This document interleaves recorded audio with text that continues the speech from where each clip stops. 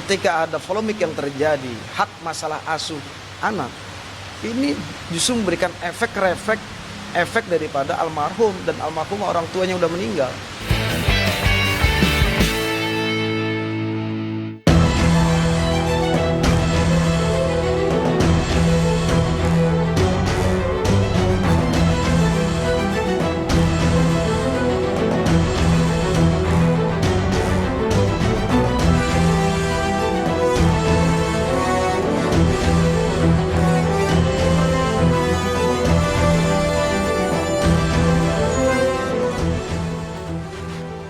Bismillahirrahmanirrahim. Assalamualaikum warahmatullahi wabarakatuh.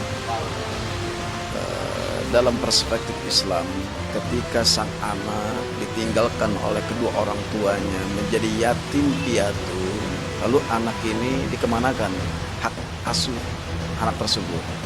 Yang pertama adalah untuk merawat sang anak tersebut sebagai hak asuh dari anak yang ditinggalkan oleh kedua orang tuanya. Yang pertama adalah kakeknya, kakek dari istri almarhum, kakek dari istri almarhumah, atau ibu kandung dari orang tua daripada almarhum kedua tersebut. Dan artinya di sini harus ada asyirhunna bil ma'ruf, musyawarah musyawir.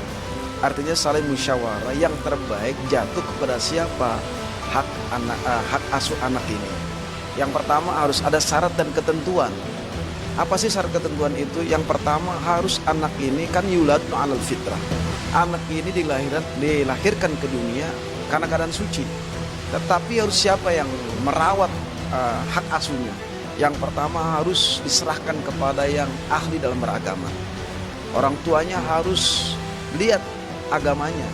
Kalau agamanya bagus, agamanya memang cantik dalam segala ibadahnya, kemudian tidak ada kemaksiatan dalam mengambil hak asuh kepada orang yang ingin mengambil asuh pada anak tersebut, harus memang secara agama ini yang harus diberikan anak tersebut.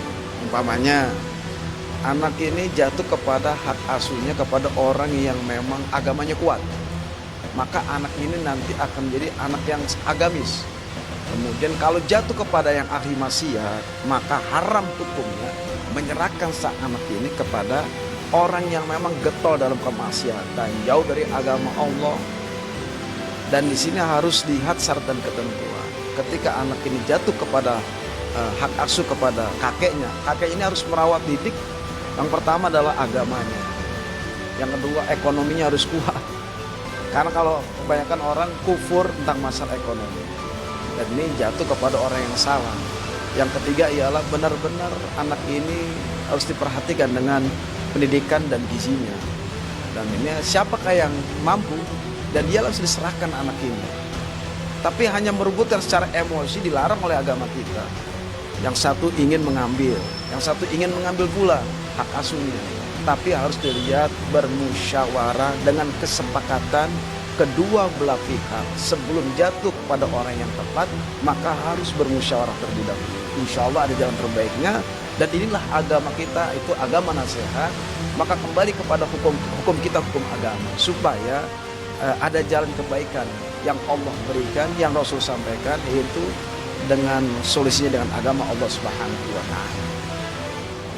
Yang tentunya ketika satu sama lain memperebutkan anak ini dengan jalur hukum, umpamanya pakai pengacara, ini dengan pakai pengacara, itu bukan solusi namanya.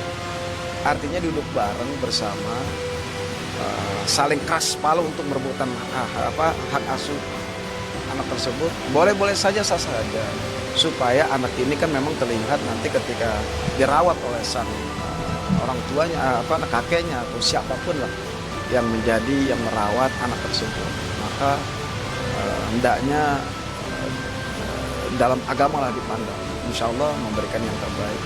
Tapi ketika yang namanya dari pihak ini keras untuk merebutkan hak asuh kepada anak almarhum dan almarhumah ini, boleh-boleh saja kan, tapi ayo deh, ini orang tua sudah meninggal. Kalau seandainya beliau dihidupkan oleh Allah kembali, pasti akan nangis, akan menyampaikan lisan-lisannya, tetapi beliau kan sudah tidak ada. Maka jagalah perasaan yang ada, jiwa yang sudah meninggal. Jangan dikira orang yang sudah meninggal itu mati, jasadnya yang mati, tapi ruh dan jiwanya itu hidup. Ketika ada kekacauan, ketika ada polemik yang terjadi, hak masalah asuh anak, ini justru memberikan efek daripada almarhum, dan almarhum orang tuanya udah meninggal. Maka mbok ya harus dipikirkan kembali. Janganlah ributkan masalah hak kepemilikan hak asuh anak. Maka harus ditinjau terlebih dahulu. Maka duduk bareng itu yang terbaik. Jangan keras kepala.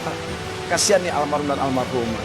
Kita niatnya memang benar agar ini dirawat yang terbaik, dari mulai pendidikannya, gizinya, ekonomi, jatuh pada orang tepat.